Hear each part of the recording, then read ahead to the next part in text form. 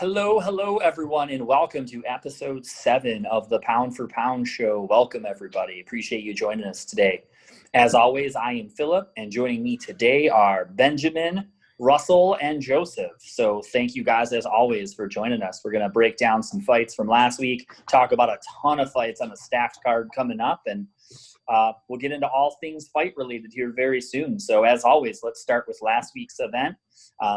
We were concerned about it. It was a pretty light card on paper, but certainly, in my opinion, over-delivered massively. So main event set a record for most strikes ever in a middleweight fight. So it was a good one. Joker Jack and Hermansson-Vettori. So I'll throw it over to you, Ben. Give us your thoughts on the fight and how it went, and let's go from there. Yeah, Vettori looked awesome. He looked better than we've seen him in the past for sure. He improved like every facet of his game. Even on the ground, he looked slicker than Jack.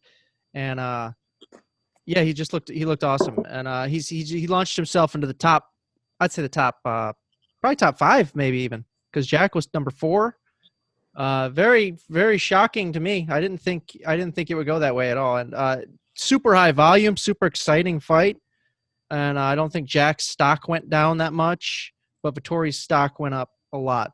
And that was a really fun fight. Joe, Russ? Yeah, it was a way better fight than I expected to see. I thought he would definitely slow down toward the end. I thought he would gas out. I thought his cardio would be a question for sure. Not Joker, but Vettori. But he didn't. He held strong, and I thought Joker would take him down, push the pace a little bit, and maybe grapple him and get a submission. But I was highly shocked that Vettori, his cardio held up, and he threw crazy volume the whole fight. Yeah, I agree. I thought it was an awesome fight. We got a new contender at middleweight. Vettori looked great. His cardio was amazing. You don't see too many dudes that are built like he was built throw that volume for 5 rounds. It was remarkable. Hermansson made it a good fight. Like the last 2 rounds were awesome. Like just standing toe to toe, slugging it out. You could have put like a hula hoop around them. They were so close the whole time. Like they just abandoned footwork and just slugged it out. Great fight. I'm excited to see what they have next for Vettori if he's going to fight Costa. It'd be awesome. Yeah, that's who he called out. Yep. Yeah. I think they were pretty much like in zombie mode in the end there. They were just eating shots and couldn't get knocked out. So yeah, amazing chins and just amazing cardio, especially out of Vettori, man. Like that dude is freaking shredded and like just had the stamina to go the whole way, no problem. He didn't seem like he was wearing down very much. No, it's crazy. Yeah.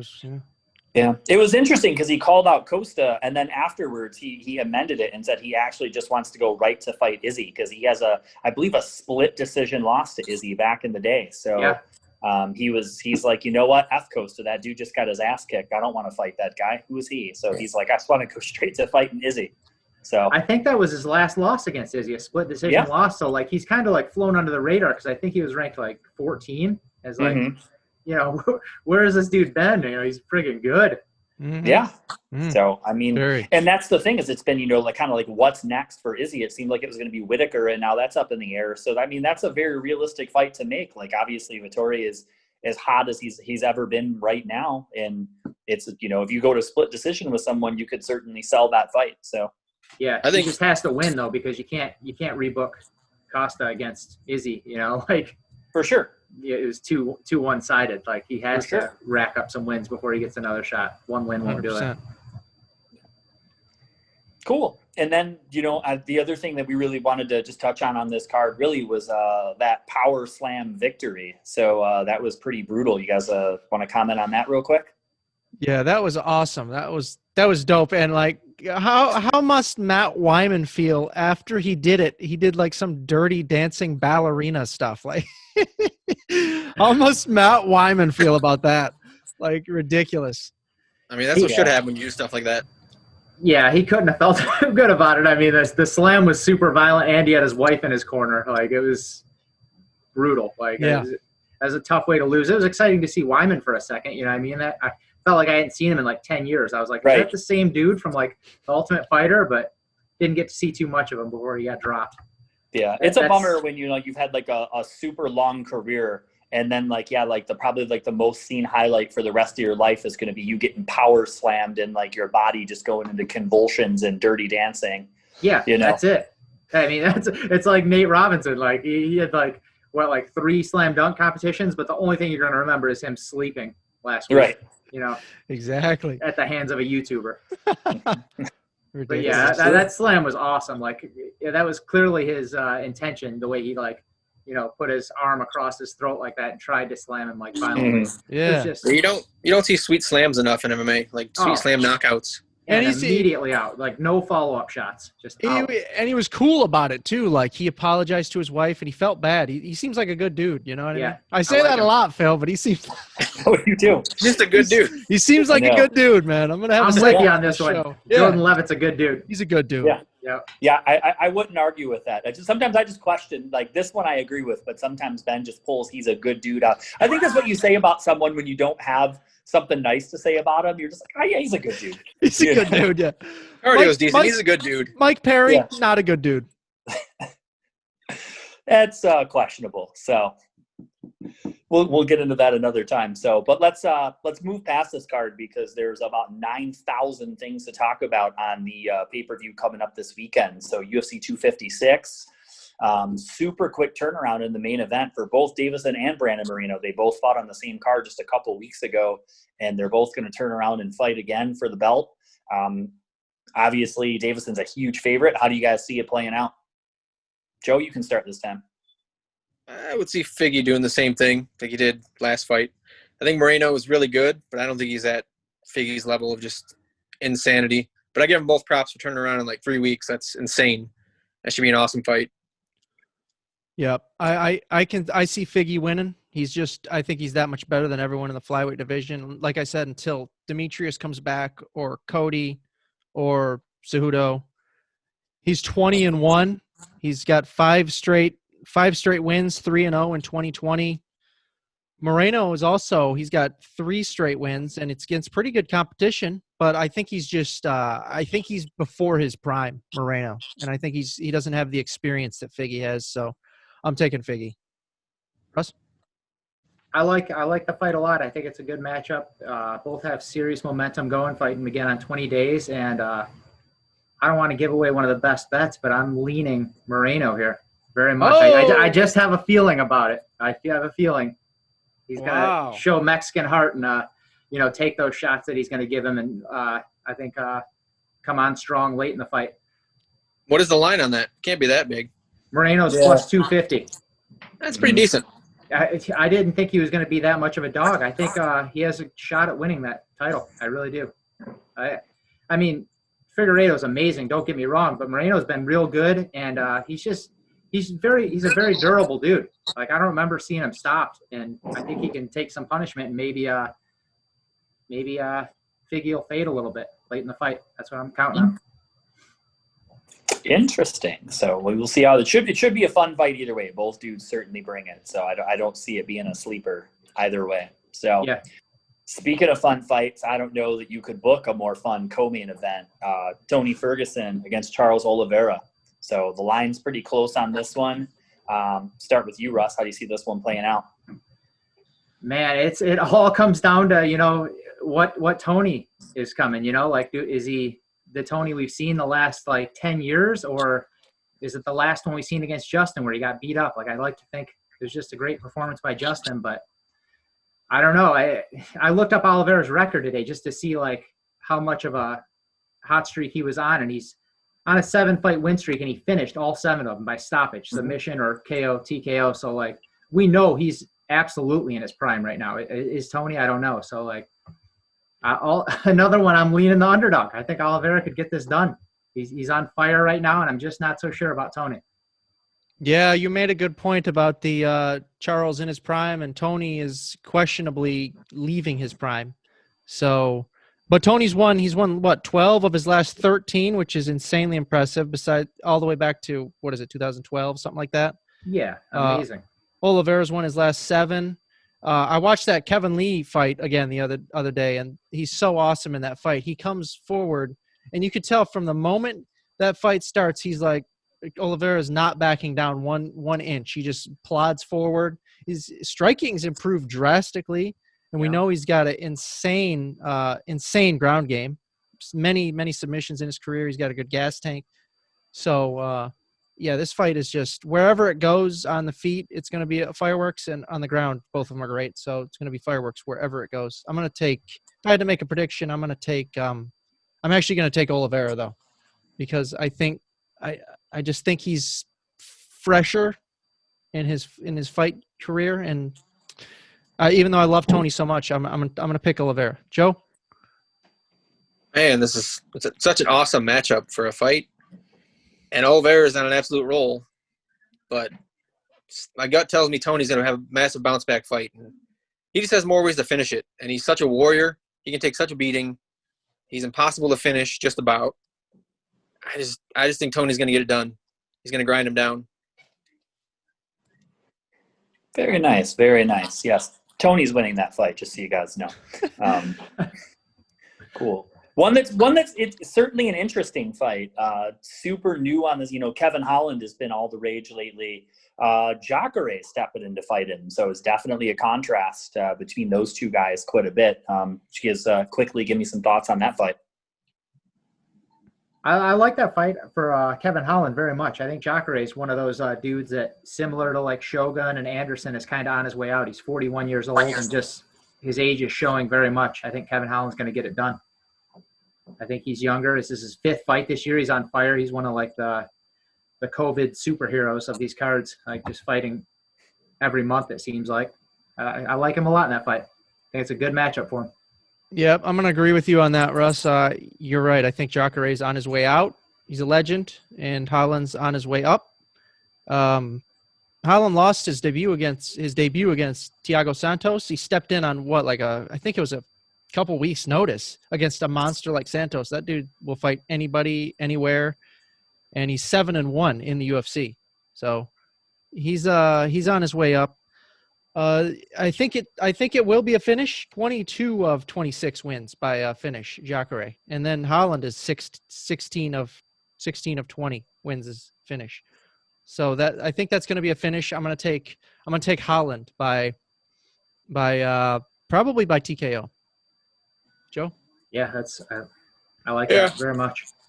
I like both these guys. They both put on really good fights, and Jacare's been doing it forever. But like you said, Holland is on the way up, and he's been tearing people up lately. So I could definitely see him getting the finish. As much as I want Jacare to win, I think his only way to win is to take him down and do some crazy submission. So, and I don't see it happening. I see Holland KOing him. Well, good stuff. How about the JDS? Coming back, speaking, probably a very similar analysis. When you look at the fight, JDS has been at this a long time, and he's fighting Cyril Gane, who has, been on a roll. He's undefeated, and he looks like an absolute monster. So we'll throw it over to you guys. Ben, you can start this one off. How do you see this one playing out? I think this is, as much as I love JDS, I'm going to pick against him. Gane's, again, on his way up. JDS has been fighting elite heavyweights since 2008, 2009. He's been in some wars. In fight years, he's just really old. And he's lost 3 straight. So Gane's 6-0.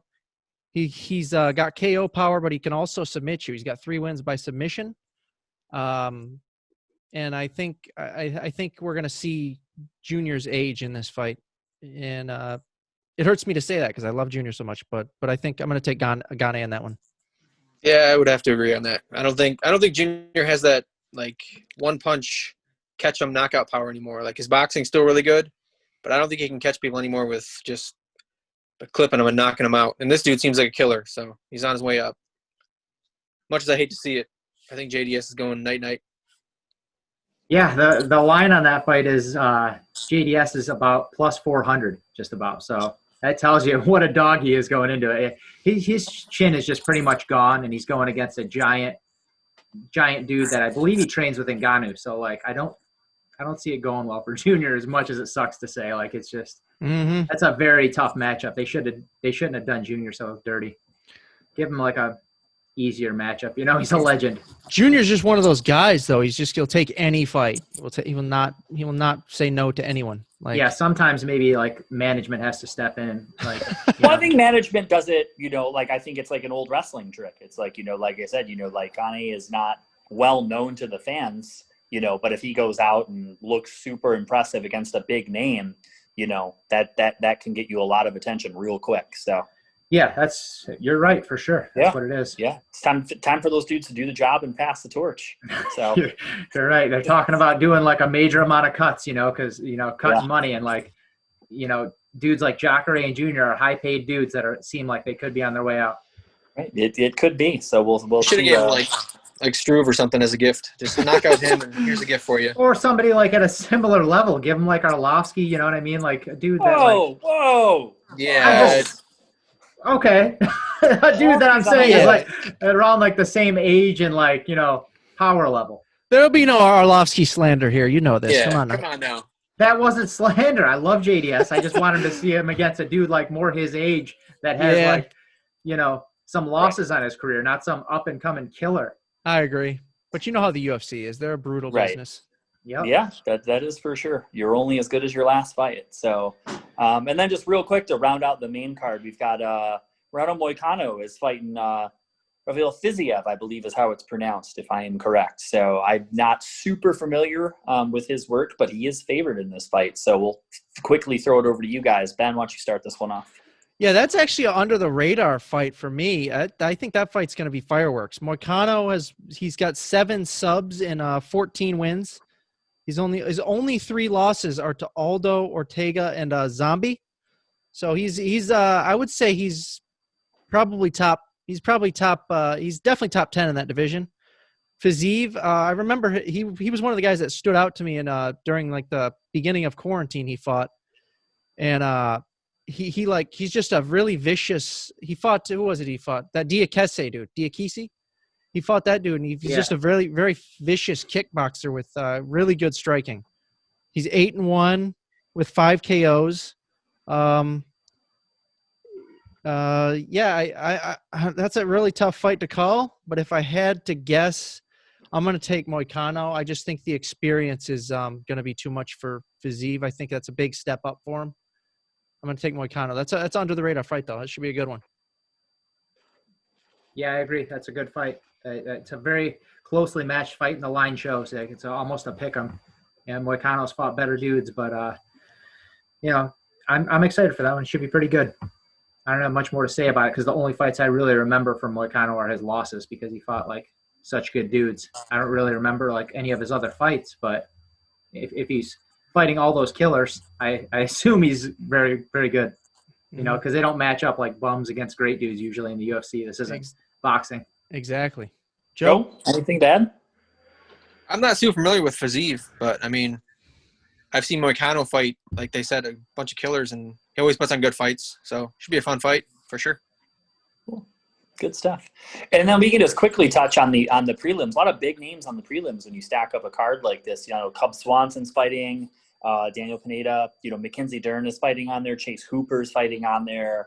A lot of big names on the undercard. Any of those you guys really wanted to touch on, or any of them you're overly excited to watch?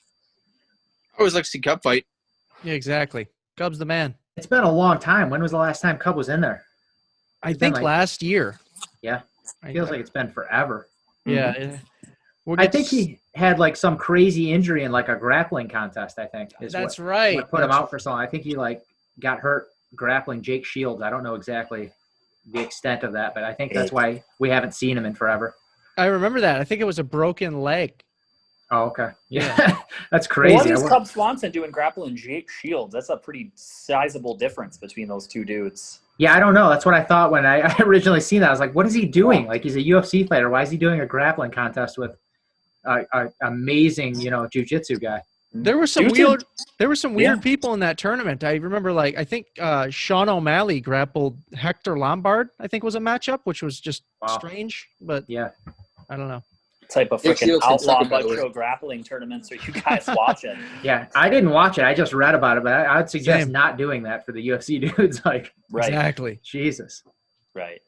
But overall, it should be a really fun card. Like I said, I'm excited for us to recap it next week. I hope there's some really good fights on there and some interesting matchups for sure. We'll see. It definitely, the majority of the card, like you said, is definitely a youth versus experience kind of like dynamic. So we'll see how that works out. I always kind of root for those old dudes. So we'll see how it goes. Just pray that COVID doesn't smash it too much. That's what I was just gonna say. Keep our fingers crossed that we get these fights because, like, That's we true. watch these embeddeds and they show like these fighters walking around Vegas shopping and eating and stuff, and you're just like, oh man, you guys got to be in a bubble. Like, this is dangerous stuff. Like, I seen like Moreno at that suit shop, and he's like right in the dude's face, like shaking his hand and stuff. I'm like, oh, well, if you get COVID, like, It's messed up. I'd create my own bubble. I'd be like, I would go directly from the airport to my hotel room, and you wouldn't see me all week. Other than my like required appearances, like weigh-ins and stuff like that. That is all you would see. Right. They're all peak physical health, so we're like health. So we're not worried about like any of them really like suffering. We just don't want to lose the fights. And it's like, why risk it? You know, like you're the main event and the co-main event, and they're out there walking around in Vegas. They just love to be seen. You know them. They all just love to get out and do stuff. But fighters, just in general, to be a fighter, you have to be kind of like reckless, like mentally. You know what I mean? True, so like, they're gonna be more positive tests than there would be like with other things. By the end of the week, though, it's gonna be like Figgy versus JDS or something. Something they just. I like JDS. Wild match. It'd be a wild matchup. Yeah. So. Catchweight fight. Cool. Well, Russ, why don't you? We've established there are going to be some great fights this week. Why don't you tell the people how they can make some money this weekend? Yeah, let's get into some best bets.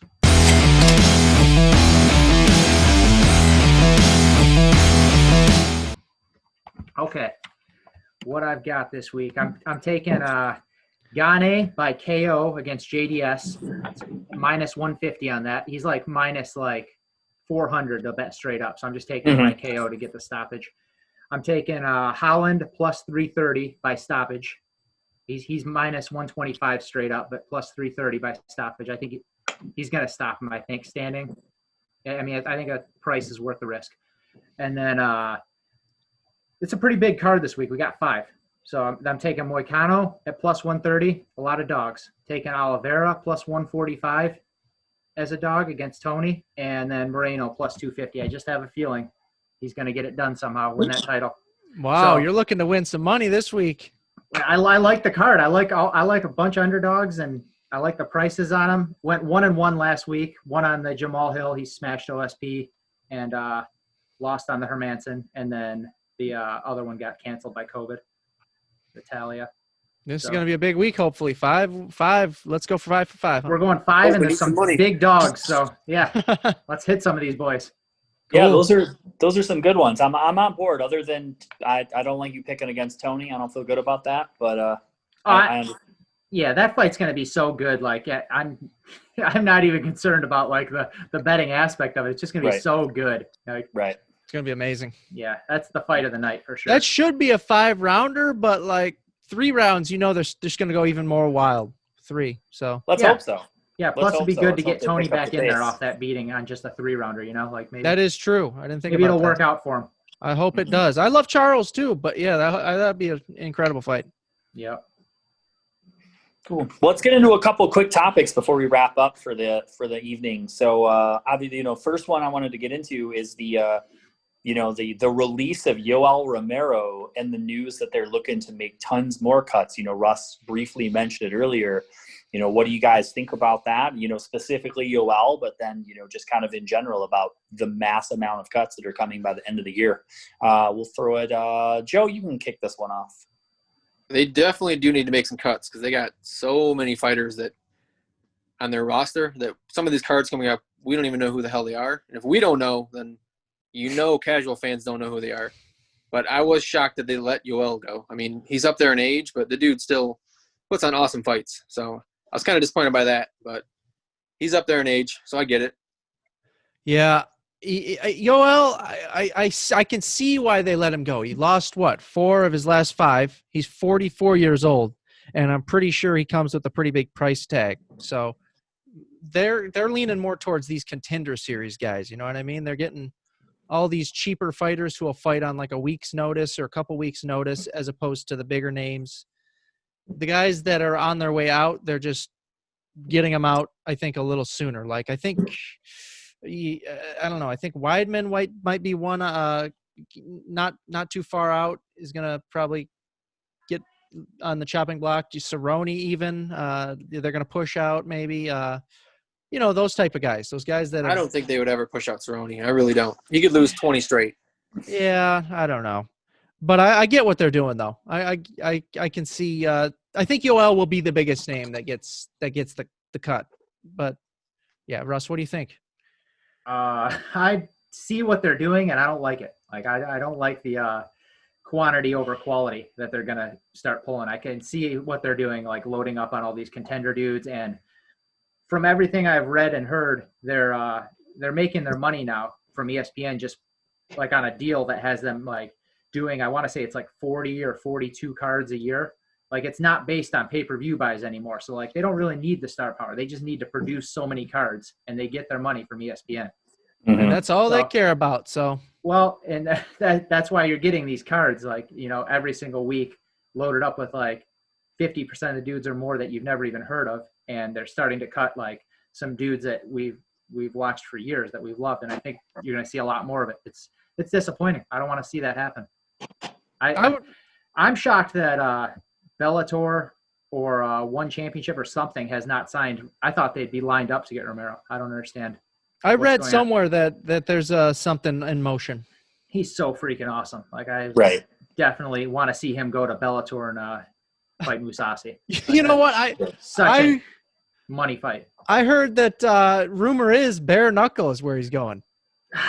No, I don't want to see that crap, man. If that's true, that's just awful. Anderson Yoel, bare knuckle. There it is.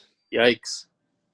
Good stuff. Yeah, I kind of see both sides of it. I can kind of agree, but me and Russ were chatting about it off air. I think you got to move some guys on because the roster is pretty inflated, but like, I don't think there's that many guys in the UFC that move the needle right now that people actually get excited to watch. And Yoel is one of those guys. So I don't see, I don't know. And I'm probably a little biased because I'm a massive Yoel Romero fan. Minus that one weird fight he put on. Like he always goes out and entertains. He's got one of the best highlight reels of any fighter in the last several years. Like he's definitely a guy, even if you don't feel like he's, if he's got 3 fights left on his contract, let him fight those 3 fights out and put him out there in a couple bangers. Let him go out there and just throw down with dudes and knock someone out, and the fans will go home happy. So there are some guys out there, you mentioned, Chris Weidman and guys like that. There's probably people they could move on from. I didn't like the Yoel decision, and which scares me that, I'm not going to like the rest of them either. So we'll certainly swing back and revisit this once it's all happened and kind of go through. Maybe we'll run through the list and be like, hey, this was good. This was not so good. This, that, and the other. So. Another name I'd like to add is actually Jacare. I think if Jacare loses, I think he's pretty close to the chopping block. He's 40, he could be gone. 41, 42. Yeah. So it's he's another guy with a hefty price tag that, it's like those guys. Him and JDS. There's a couple dudes on this card. JDS too. I just thought about it though, but we could have seen like Vettori versus Romero. That would have been a sweet fight. And now that would have been because they freaking cut Romero. I'm not pleased about that. But it's business. I understand what they're doing, but it's just it's not cool. Yeah, we'll see how it all plays out. So we'll see if it proves to be the right decision or if we just have to watch 50 cards full of a bunch of people that we've never seen. Oh, hi. We have a guest appearance. Uncle Fester, check it out. You're on camera. What's up, buddy? Fester? All right, it's enough out of you. But yeah, so we'll revisit that. Changing topics real quick. Kind of a weird situation with Yair Rodriguez. Looks like he got a 6-month suspension, not necessarily for failing a test, but for evading USADA in some way, shape, or form. So I've heard a lot of different theories. All the way from, I guess you can there's an app that the fighters download and you can be bad at downloading the app, all the way to you just don't want to be tested. So I don't know too much more than that. I'll tell you if you guys have some insider info, but kind of get your guys' thoughts on that. Yeah, the fact that anyone's even breathing life into that theory that he didn't update the app, that whole app thing, is an idiot. I mean, if you actually believe that, you're an idiot. He's dirty. He was not getting tested for a reason. It was intentional. He's dirty. I like Yair. Yeah, well, whatever. Yeah. All right, you guys go ahead. Are you trying to say that Vanderlei was dirty when he went running out the back door when he came in? And Jones That's the best hiding story under the cage. Hey, innocent They do till some proven amazing guilty. things. Did he fail a test? No. I love that story. God. I mean, he might be guilty, but the suspension of 6 months is no big deal if like he's off in like Brazil or Thailand or somewhere like juicing up and getting through a training camp. You know what I mean? He'll come back stronger. He'll take his suspension. He'll come back. He'll pass the test afterwards. Like, true. Yeah. I don't see he's not currently booked, so he's not going to fight for 3-4 months anyway. Exactly. Minimum. It's So- not much of a suspension, really. Like when you're considering like the benefits he could get from a full camp, like juiced up. I think, And maybe he can avoid like the COVID assault that it's having on the fight cards too. So yeah. not the worst. Speaking of juiced up, did you guys see any of the John Jones training footage? He's 240 pounds now, looking No, beefy. I'll have to look it up and cut that in. I've seen a little bit. Yeah, he's looking he's looking scary. I was just watching some video today of him. He was squatting 500 pounds. Jesus. It's funny. Every time he releases a video, like obviously Jones trains like an animal, but he must be very proud of his squats because they never show him do anything else but squats. Like The crazy that's thing every is training video I've seen since he was going to heavyweight. About once a month, we get an update on what John is squatting right now. So yeah. It's just a genetic problem with his legs, like staying that skinny. Like it just tells me that like same thing Weird. with me. I could do legs like 7 days a week and they're just going to stay skinny, I guess. If John Jones is squatting 500 and like His still legs are has- like that. Yeah, it's crazy. Like when I was watching him do it, I was like, oh, one of these is going to snap. But he did it for Now when you get that pico one rep. juice in your system, you're good. Oh, exactly. He's up to 240 now. He's looking pretty solid. He's looking like an animal. I'm getting pretty pumped for this heavyweight debut. that will be that'll be a good one. So and then one other quick topic, and then I'll see what you guys want to chat about. I know they just announced Dominic Cruz is coming back. You guys are excited about that? Yeah, Cruz is my boy. He's awesome. But greatest excuse ever in a loss in a fight. The ref smelled like alcohol and cigarettes. I'll never forget it. Amazing. But Cruz is awesome. He's a legend. Can't wait for him to come back against Casey Kenny. Good fight. Cruz fights are If good. it's knocked out, I won't feel bad about it. It's kind of an interesting fight because Casey Kenny's not a big name. You know, like you'd think Cruz would get a bigger name to come in there. Like it's another one of those where they're putting in a young gun against like a legend. And He's too much of a prick. you just think Cruz is like he's such an intelligent fighter. He'd be smart enough not to put himself in a scenario like that where he doesn't have a lot to gain, but he has a lot to lose. Maybe he I think thinks it's a good Cruz matchup. He's super cocky and he has a massive ego. He always thinks he's the best. So, but I mean, he's a great announcer regardless. He's super smart when it comes to announcing. Like he can break down fights like nobody's business. Very true. Yeah, I agree. I dig his he's all right. analysis quite a bit. Like he could just commentate and not fight because he's a prick. In case I haven't made that real clear yet. So cool.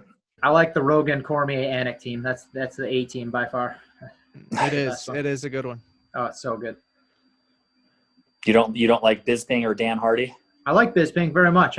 Hardy's okay. I like Felder. I like Bisping a lot. Bisping's my second dude. What about Brendan Fitzgerald? Nope, not so much. Who the hell is that? He's that dude. He's like on the C team. He shows up on like, random cards here and there. I don't even know that name. Get him out of here.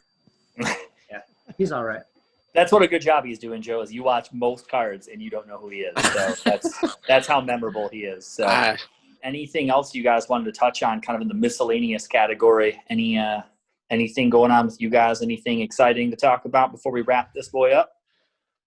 I don't know if you guys saw that Floyd Mayweather's fighting Jake Paul is supposed to happen. I don't know if you want to talk about that at all, but What is know there that's to say about that? okay. What is there to I say? figured as much. Yeah. There's enough talk about that already. It's not even worth the breath. It's not even worth it. It's like the 10th fight in a row that Floyd's had that is just meaningless. joke. He just keeps fighting non-pro fighters Right. and expecting people to pay to see it. So And they're Yeah, gonna he's- pay. He's gonna make probably $30 million off this fight. Yeah, they're going to make so much money on that fight. yes. Yeah. You can quote me and you can put this anywhere you want. Anyone who pays to see that is a fucking idiot. You can quote me on that. I Yeah. love it. Nice. I concur, but they are gonna pay. A lot of people are gonna pay to watch that card. No doubt. If you buy it And right they're gonna now, buy their $90 The Money Team hat, and they're gonna be a douchebag. hey Phil, if you buy it right now though, it's $25. Boom. I wouldn't pay 25 cents for that piece of shit. You want to know a crazy thing? Yeah, that the Tyson Jones card did 1.6 million buys. I love it. Yeah. I Wow. love it. The biggest UFC barely cracked 1 million this year. The whole year, Yeah. the biggest UFC, and Yeah. that was Usman and Masvidal. And Yeah, that I one think did there's only 3 or 1.6 4 UFC cards ever that have been bigger than this fight. an exhibition fight. Right. 1.6. Well, I mean, it's It's really kind of Tyson. infuriating if you think about it. I mean, It everyone. is, but I mean, still, That is wild. That's It is wild. That is Yeah. wild. That Tyson many just people. has an incredible drawing power. Like that dude he could have a show where he was like sewing scarves and people would tune in like crazy. Like Mike Well, Tyson just has he had a such pigeon a show. charismatic personality. Like Yeah, he's people will great. pay to see Iron Mike do anything. That's true. Yeah, it just tells you. I mean, the pay-per-view model isn't dead. You know, you just got to give them something people want to see, I guess. Like, I was just floored by that number. I did not think it would be that high. I knew it'd be high, but I didn't Crazy. think His they'd cartoon is crush. awesome too, by the way. With Huh? Norm Macdonald. It is good. His cartoon is awesome too. Oh Norm. yeah, I haven't never watched it. Oh yeah, It's weird, but it's good. If we're recommending something, I want to recommend a TV show I watched. My mom and I watched it. It's called The Undoing. It was on HBO, but it's like a murder mystery whodunit, starring Hugh Grant and Nicole Kidman. Very good. 6-part series, miniseries. Check it out. That's really good. And then I've been watching a bunch of stuff. You know what I mean? Just been bored over here, so I've been watching a lot of stuff. I'll put a list on the screen like last time. That And, lockdown life, you get caught up on everything. So oh my God, yeah, getting caught up on the good stuff and the bad, unfortunately. But yeah, I mean, I'll put a list on here. Check it out. Anything you guys want to recommend? Music, movies, shows, games, anything cool? I watched the new movie Freaky a couple days ago with How was it? Vince Vaughn. It was cool, very cool. Like I Wow. thought it was going to be good, and it was good. It's a play off the Freaky Friday setup where like people switch bodies and but like one of them switched bodies into a serial killer. So it's highly entertaining. So there's some violent deaths. It was funny, dark horror movie, like my favorite genre. You'd recommend it, huh? Oh, very much. It's very fun to watch. Cool. I'll check that out for sure. Yep. Joe, Phil, you guys got anything? No, I've just been working too much. I don't have the lockdown life. What the hell Sorry. is that, man? Well, got this It's been, unemployment life at over here work. for freaking a while now. It's good Just- times, man. Yeah. we're just Going a slaving bit away. crazy, though. You know, not necessarily. Well, it's an old recommendation, but the day you guys won't see it till probably the day after. But the day we're recording this is the anniversary of two iconic musicians. 16 years ago, you know, Dimebag Darrell from Pantera was murdered on stage at a venue not too far from us, which was obviously just an awful tragedy. And then on the same exact day, 40 years ago, John Lennon was murdered. So listen to some Wow. Pantera, listen to some Beatles, and appreciate some true icons. Because I assure you their music is a lot better than what you're listening to today. That's crazy, though. A good thing they're in the same genre, though. So if you like one, you'll like the other, basically. Absolutely. They would have collaborated for sure if they were playing at the same time. That is wild, though. That's sad, but yeah, crazy. Oh, Russ, also, I wanted to ask you one more thing. How you liking that PS5? Oh, very much. I've been playing the new Spider-Man quite a bit this week. How is it? It's awesome. Is it? It's, I seen you were playing Bug Snacks, too. How was that? oh, I platinumed that boy. I played that sucker. Did you? nonstop. Yeah. You Platinumed shouldn't say it. that out loud, honestly. Found all those bugs. Jesus. Platinumed Bug Lockdown life Snacks. is, bad news. How bad are the launch games that you platinumed Bug Snacks? It actually was fun. Like once I got into it, like I was playing it a lot. I did actually watch a review that said it's like more like the story and the characters are actually more like emotionally involved. Oh, stop it. You get more like Stop. emotionally involved than you think. No. It's super dark, man. The ending is dark as hell. Oh my God. Like you 10 think it's a minutes of kid's Bug game Snacks. until the ending, and it's so dark. Like, oh my God. Bug Snacks is dark as hell. Quote of the night. Yes. But Bill, Yeah. anything to say about that? I mean, how do you top that? This is probably the perfect time to wrap this show up. You know, we started off talking about stuff, and then we went to Bug Snacks as dark as hell and Freak of the Week. So we should probably Get out, quit while we're ahead. This is going way downhill. So, All right, yeah, that's it then, huh? cool. Awesome. Well, thank you, gentlemen, for joining me as always. Thank you guys for watching the show. If we're not banned from YouTube, we will recap this pay-per-view next week. We'll see you guys next time. Thanks Have a good for one. watching. Thank you for watching, everyone. See you next week. Subscribe, like, subscribe, like, subscribe. That too.